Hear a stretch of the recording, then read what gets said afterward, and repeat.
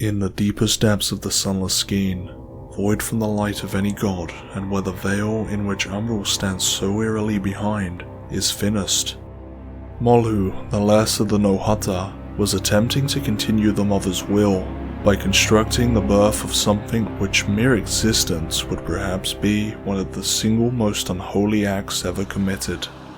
But to deliver such an entity into this world would require a more than suitable host, and so Molhu set out on a horrible exploration that would be filled in violation, sorrow, and blood. This began with Molhu impregnating a human woman, but they were not able to bear such a process and surely perished. Unfortunately, she would only be the first of many. Ages passed, and failure after failure only brought Molhu more disappointment and shame. It seemed that none could bear this twisted and possibly unobtainable task. Molhu was not able to uphold the mother's will as he had done so many times before, but he would soon be unjustly rewarded for all his vile efforts when the woe that weighed so heavily upon him faded out to the sight of a living newborn. A mother and her baby had finally survived his process in which so many had not.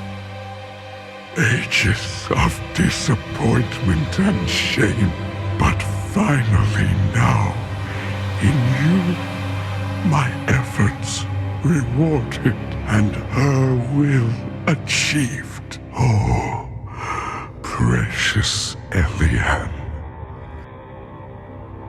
Born of both flesh and umbral, a girl with a parasite bonded to her very essence, and she was named Elian. To follow soon after this blasphemous birthing was a careless and cruel disposal of the mother, as she was of no further use to Molhu. After this event, Elian was brought to an orphanage in Kalrath, presumably by Molhu, where he could secretly watch over her with the utmost care and interest.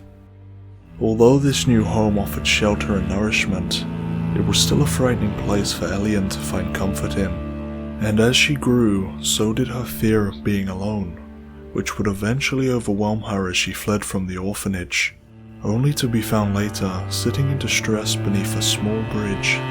One of the few people to find Elian was a woman named Iris. Iris was a kind person who understood how Elian felt. Elian, you can't just run off like this. You had everyone at the orphanage worried sick.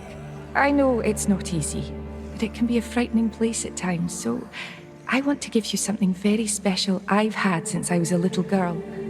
When I used to get scared, I'd hold it very, very tightly, and that's when it would reveal its magic to me, and I'd know there was no need to be afraid. So the next time you get scared, I want you to be a brave girl and do the same thing. Understand? There's nothing to be afraid of, Elian. I promise. The special stone that Iris gave to Elian is referred to as an odd stone. This is because it can grant both holy and wither defense, coincidentally being an abstract tribute to the strange girl's own existence.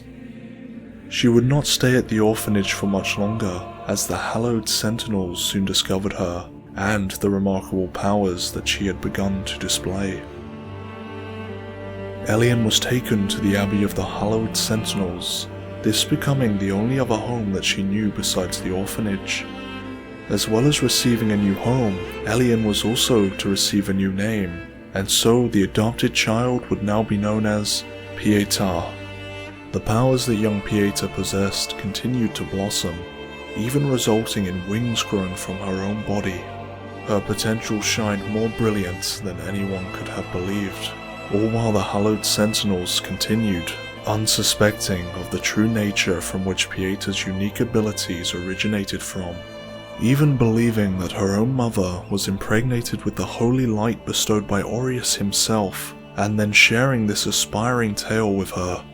Enthralled with a false story of birthhood, she would be molded into one of the most faithful and committed followers of Aureus. Now serving this newfound cause that she deemed far greater than herself, and giving life to all in the form of healing blood, Pieta was unknowingly acting in defiance against her own parasitic nature. burying it deep under the light of radiance, for it only being able to hunger evermore inside of her. Time went on, and something malicious had begun to spread throughout the land of Mornstead, a sickness unlike anything seen before. Those who grew ill would find their own flesh turned and twisted beyond a hope of recognition, and their minds violated, nevermore to be welcomed by the cleric's divine embrace. Because of Pieta's healing blood, she found herself at the forefront of fighting this unholy disease, but all of her blood and the church's healing sorceries could only provide but temporary relief, and little at that. Pieta had a natural immunity to this sickness, but still had to endure the pain of watching her brothers and sisters fall while unable to aid them any further. She would not allow this to go on, pushing herself tirelessly, desperately looking for a way to end the mass suffering. Pieta would halt at the conclusion that this sickness plaguing the land was of Rogar origin, and would go to report her suspicions to Judge Cleric at the Leprosarium, but was only to receive gainsay as the Rogar were believed to still be imprisoned. You look exhausted, Pieta. Do you bring any better news? I'm afraid not, my lady. The number of those affected rises, and all my blood and our healing sorceries can do is offer temporary relief. And little at that. This disease is unnatural, and I believe I know why. My lady, I believe this corruption to be Rogar in nature. Impossible. The beacon stand, and Adir and the Rogar remain imprisoned. I assure you, I Continue tending to the ailing as best you can, until you find the true cause of this malady. I have every faith in you. This sickness was a corruption, and in time was uncontrollable. All efforts made to contain and heal it had devolved into butchery of those infected, and Pieta could not tolerate this much longer. She demanded audience with the cleric once more, only to be turned away with heartless comments of how her infected brothers and sisters were not worthy of Aureus's light. Sisters, I must see Judge Cleric on a matter of the utmost urgency. Please, stand aside. Our Immaculate Lady does not wish to be disturbed, Pieta. This sickness, this corruption, spreading across the kingdom is out of control, and our efforts to cleanse it have devolved into callous butchery. People, including our own brothers and sisters, are suffering and dying. We speak for Judge Cleric, Pieta. Should she have need of you, you will be summoned. As for those who fall victim to the corruption, perhaps they are merely proving their souls to be undeserving of salvation. After all, Without the guidance of Judge Cleric, Pieta could only pray for all those infected. But praying would prove to be of little use, as much darker times were now approaching. This sickness that continued to mercilessly expand was in fact Rogar in nature, and would eventually even corrupt the Immaculate Judge Cleric herself. With the support of Judge Cleric ripped away, the holy beacons that prevented Adir's resurrection fell perverted, allowing the Rogar to return, and bringing war with them.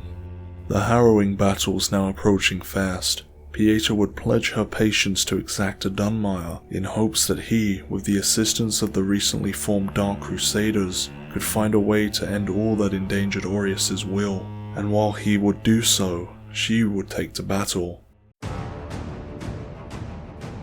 Holding off Adir's warriors besides her fellow sentinels, Pieta's extraordinary powers and ascension in faith would now continue to grow hand in hand as she became a remarkable warrior and healer. But as the ongoing war evolved into more violence and savagery, Pieta was required to utilize her skill as a warrior far more than that of a healer. Eventually, Pieta would become so renowned that just the mere sight of her graceful wings would inspire masses of hallowed sentinels to continue their righteous onslaught through a sea of blood and light. In due course, a battled frenzied Pieta would find herself atop Skyrest Bridge, waiting for the return of Paladin Isaac. However, he would not be returning, and in his place stood a stranger, wielding the now fallen Paladin's umbral lamp. This was an unpleasant sight for Pieta to behold, for she had entrusted her patience to Dunmire, only to see his champion's umbral lamp held by another. This was yet another setback to restoring Aureus's will, and so, with her patience now tested, she would confront this stranger with battle. After a long fight, the graceful Pieta would eventually fall to this stranger. This resulted in the healing blood that ever flows through her body going into an intense state of restoration, preventing death itself and leaving the once frenzied sentinel in a much calmer state of mind.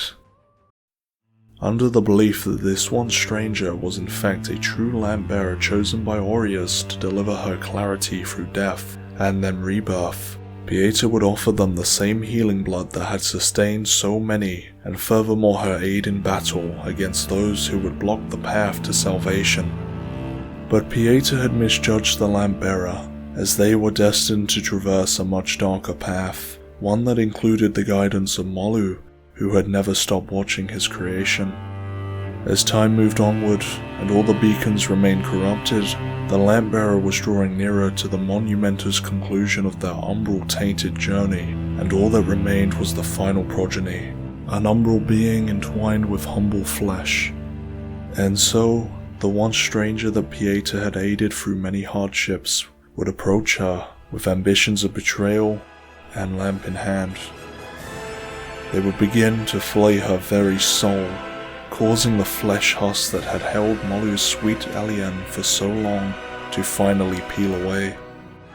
Pieta, who had defied something unimaginable, her own nature, and replaced it with unwavering faith and devotion, witnessing death and suffering at every moment in her life, exhausting herself for the sake of mankind, and standing as one of the closest followers of Aureus while also being the furthest from his light, was now faced with the end.